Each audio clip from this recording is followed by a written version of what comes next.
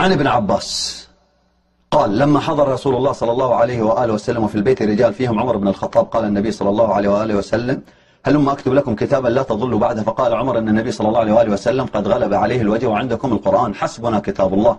فاختلف أهل البيت فاختصموا، منهم من يقول قربوا يكتب لكم النبي صلى الله عليه وآله وسلم كتابا لن تضلوا بعده، ومنهم من يقول ما قال عمر.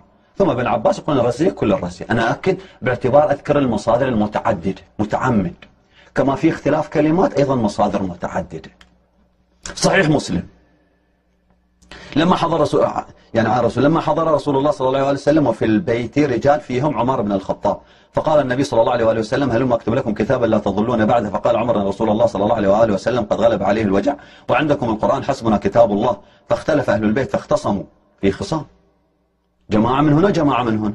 فمنهم من يقول قربوا يكتب لكم رسول الله صلى الله عليه وآله، يستجاب للرسول يقول خلاص الرسول يكتب، سمعنا طاعة يا رسول الله، يكتب لكم كتابا لن تضلوا بعده، ما في ضلال. ومنهم من يقول ما قال عمر، وفي جماعة صحابة على رأسهم عمر. إذن هناك الرسول يقابله عمر، هناك صحابة يتبعون الرسول، هناك صحابة يتبعون عمر، جبهتان متضادتان، جبهتان متناقضتان. وبعدين الرزية كل الرزية كما قال ابن عباس. مسند أحمد بن حنبل اجي الرسول اشتد عليه الوجع أو في وجعه قال ائتوني أكتب لكم كتابا لا تضلوا بعده أبدا. فتنازعوا ولا ينبغي عند نبي تنازع. فقالوا ما شأنه أهجر، ارتقت اللغة الآن، ما قالوا هنا قال عمر ما شأنه استفهام، أول شيء غلبه الوجع صعدت بدرجة، ما شأنه نستفهم غلبه الوجع، عفوا ما شأنه أهجر يعني يهدي.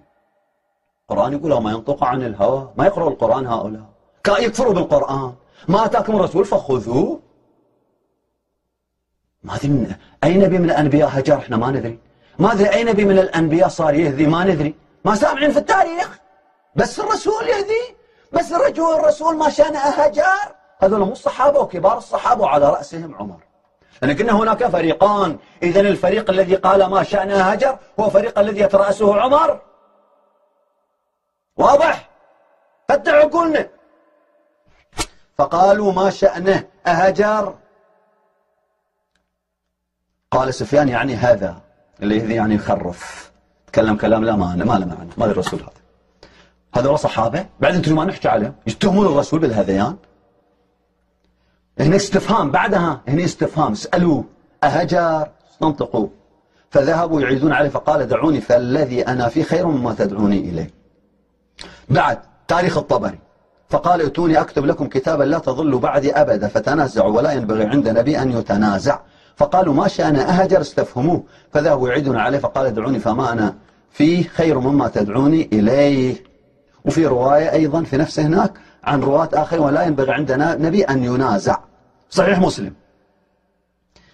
ما الخميس وما الخميس الرزية كل الرزية ابن عباس إلى أن يقول ائتوني أكتب لكم كتابا، هذه صحيح مسلم، لا تضلوا بعدي فتنازعوا وما ينبغي عند نبي تنازع. وقالوا ما شأنه أهجر استفهموه. قال دعوني فالذي أنا فيه خير. ما شأنه أهجر، هذا فريق عمر. كل هذه الروايات ما قالوا عمر، ها قالوا، بس واضح هناك فريقان، فريق يؤيد الرسول وفريق يؤيد عمر. جماعة قالوا قربوا له يكتب لكم، هذا فريق الهدى. هناك فريق كان يمنع على رأسهم عمر، ويبين الآن بيجي أيضا تأكد أن عمر كان يمنع.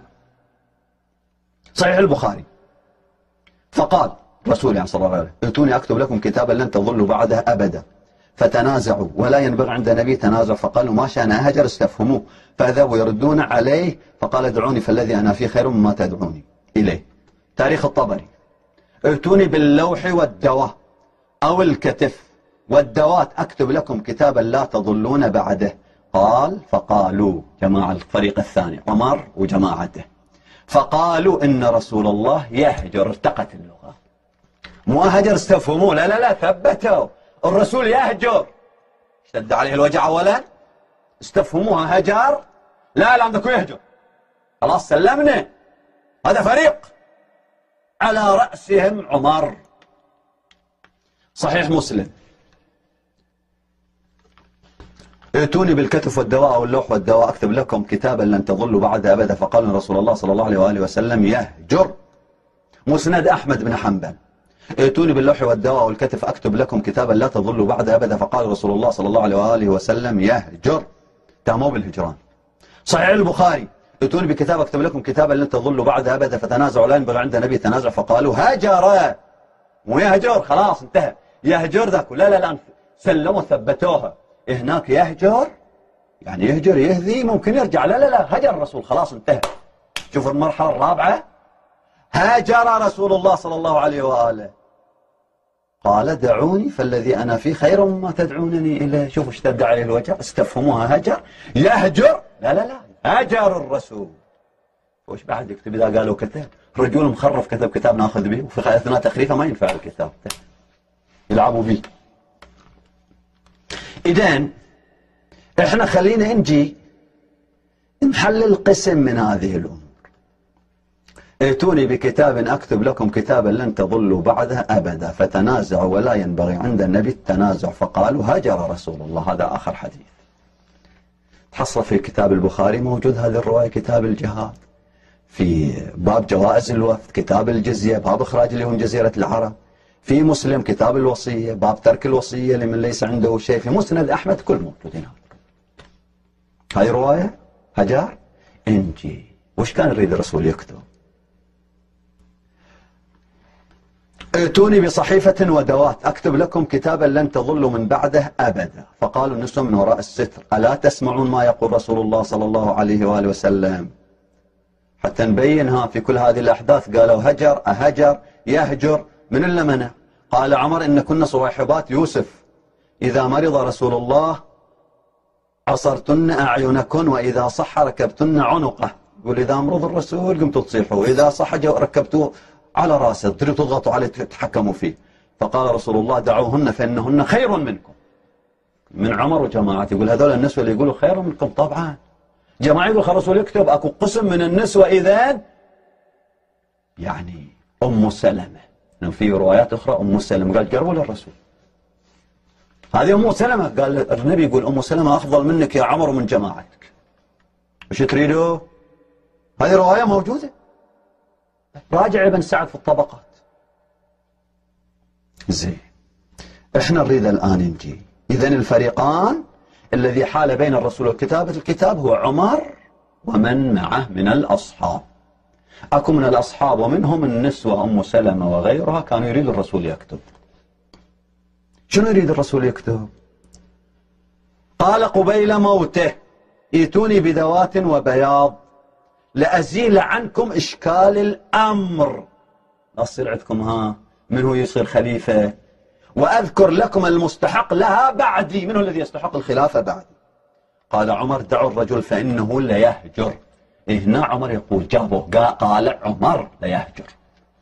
كل الروايات السابقة قالوا، لم يكن فيها هجران قالوا، ما قال عمر قال، بس واضح من خلال كل الروايات من هو الذي قال. نجمع الروايات نقول مو أغبياء. هناك فريقان، فريق يريد الرسول يكتب، فريق يمنع الرسول يحول بين الرسول. وهناك روايات تقول حال عمر بينه وبين رسول الله أن يكتب الكتاب. وأذكر لكم المستحق لها بعدي. قال عمر دعوا الرجل فإنه ليهجر. يعني يهجر يعني يهثو. راجع كتاب الإمام الغزالي سر العالمين وكشف ما في الدارين، وراجع كتاب صفط بن الجوزي تذكرة الخواص. زين، وراجع أيضا مال كتاب الغزالي سر العالمين وكشف ما في الدارين المسمى بالسر المكنون، أيضا كتاب ثاني نفس الكتاب بس بعنوان ثاني. راجع. إذن هناك فريقان، فريق على رأسه عمر منع الرسول من كتابة الكتاب في كلام، ولذلك جاء بايع. ما أدري عمر ليش بايع أبو بكر. أبو بكر قال هذا لعمر أو عبد الرحمن بن عوف، بسطوا يديك. عمر قال أبو بكر. ما أدري منه الأولى، عمر لأبو بكر، لو هي لعبة. ما أدري أبو بكر ما مات رسول، اللي يقول مات هو منافق ذهب إلى ربه وسيعود. قبل أنت تصيح تبكي تقول ما بعد الكمال للنقصان. مؤامرة محبوكة هذه كلها في كتبهم. بعد وفاة الرسول أعلنوها. الرسول ما ترك، ما خلف، حطوا خليفة، نصبوا أبو بكر، جودوا الإمام علي برقبته من الحبال. هذا الانقلاب. مو كم واحد ما دفع الزكاة قالوا ردة، هذه اللعبة. قلت ما ناس ما دفعوا الزكاة في عهد الرسول ما حاربهم الرسول وما أمر بحربهم. والرسول فيه رواية موجودة ينقلها السنة، هناك من يقاتل على التأويل كما يقاتل على التنزيل. أبو بكر قال أنا يا رسول، قال لا. عمر قال أنا يا رسول، قال لا، قال إنما هو خاصف النعم. يعني حرب بكر ما على التنزيل انتهى التنزيل، كمل. على تأويل القرآن ما في. الذي يحارب على تأويل القرآن هو علي بن أبي طالب، الذي حاربته عائشة والزبير وطلحة ومعاوية، هذول كلهم من الأصحاب وغيرهم من الأصحاب. هذول اللي حاربوا علي، وعلي حاربوا على التأويل، وحاربوا علي حربوا لرسوله. من حرب لمن حاربتم وسلم لمن سالمتم. هذا مو تاريخ.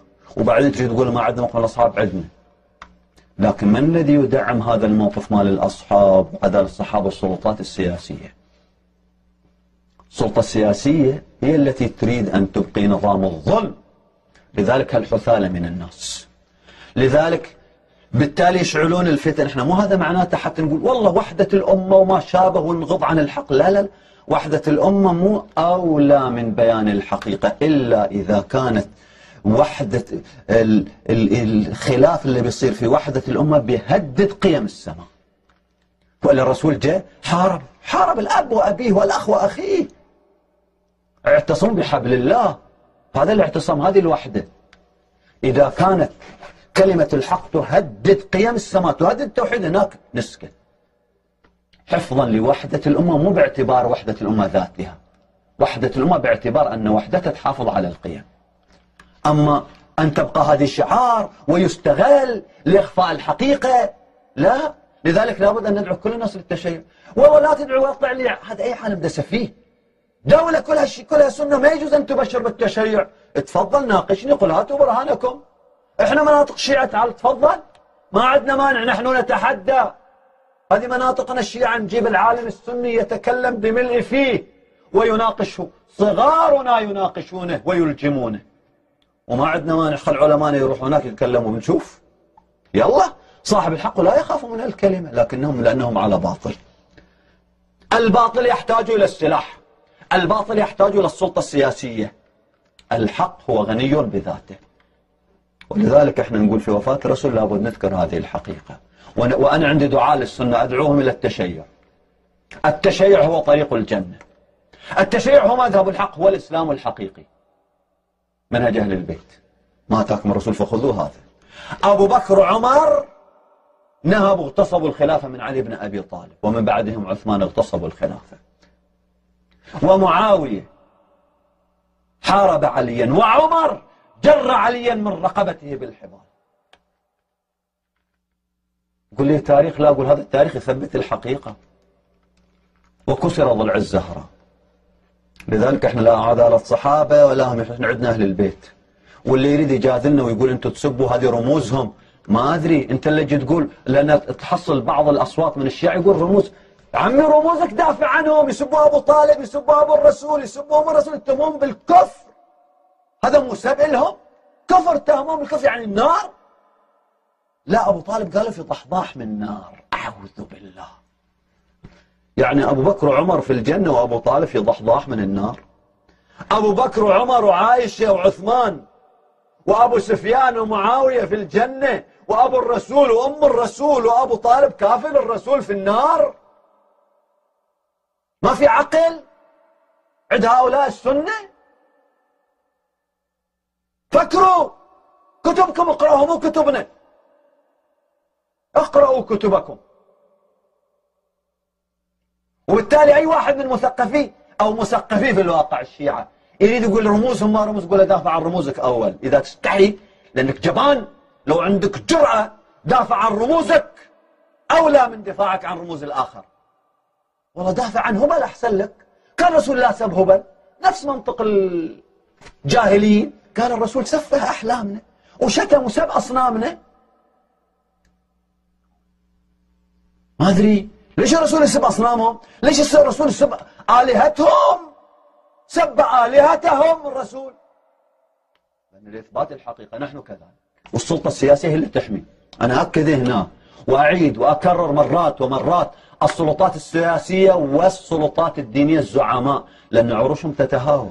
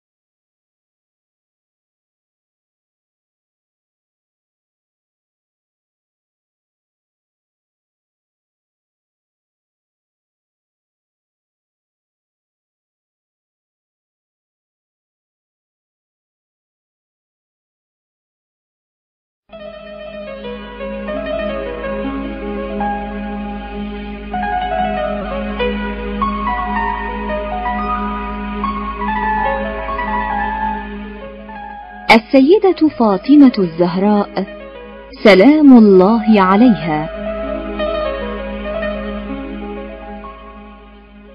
لما أجمع أبو بكر وعمر بن الخطاب على منع فاطمة عليها السلام فدكا، لاثت خمارها على رأسها واشتملت بجلبابها وأقبلت في لمة من حفدتها ونساء قومها، ما تخرم مشيتها مشية رسول الله صلى الله عليه وآله وسلم، حتى دخلت على أبي بكر وهو في حشد من المهاجرين والأنصار وغيرهم، فنيطت دونها ملاءة، فجلست ثم أنت أنة أجهش لها القوم بالبكاء، فارتج المجلس، ثم أمهلت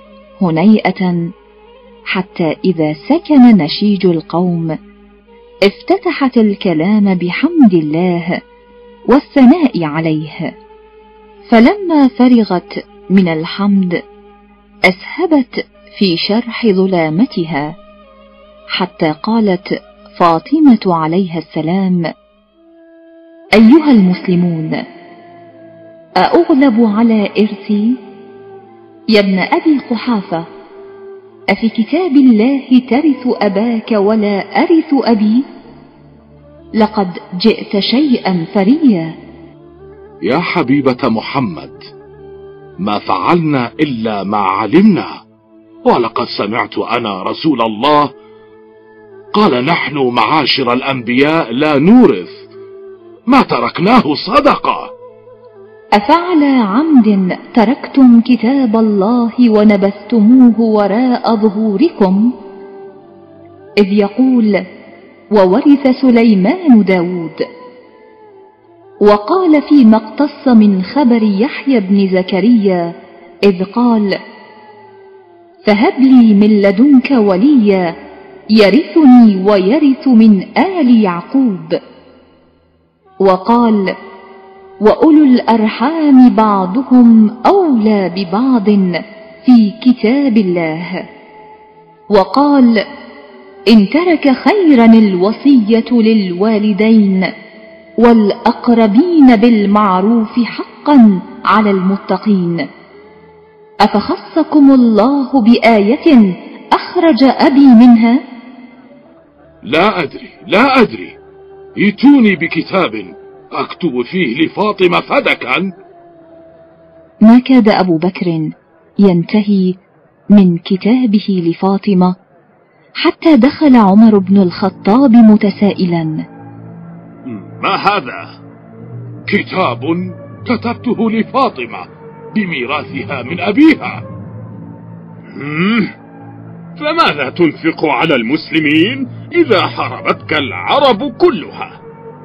تناول عمر الكتاب ومزقه، وهكذا أخذت فدك من فاطمة، وهي هدية قدمها رسول الله صلى الله عليه وآله وسلم لفاطمة عليها السلام. وفدك مما أفاء الله على رسوله، وهي الأموال التي يحصل عليها الرسول دون أن يقاتل المسلمون بحرب أو غزوة، وهي من الفيء، وهو ملك خالص للرسول بنص القرآن الذي يقول: ما أفاء الله على رسوله منهم فما أوجفتم عليه من خيل ولا ركاب ولكن الله يسلط رسله على من يشاء والله على كل شيء قدير.